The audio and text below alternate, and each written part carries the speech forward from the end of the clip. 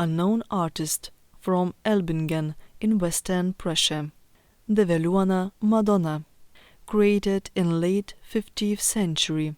The Veliuona Madonna is one of the most beautiful Gothic sculptures in Lithuania. It was found cemented in a cellar wall during the 1964 restoration of Dominican church in Kaunas, which in the Soviet era had been converted into a cinema.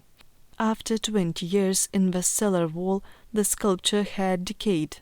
The Madonna from the Veliuona church was shown in the first exhibition of ancient Lithuanian ecclesiastical art in 1931, and afterwards it was transferred to the Museum of Ecclesiastical Art.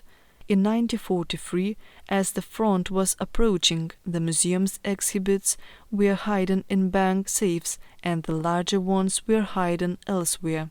The Veliuona Madonna underwent restoration in Moscow between 1964 and 1968.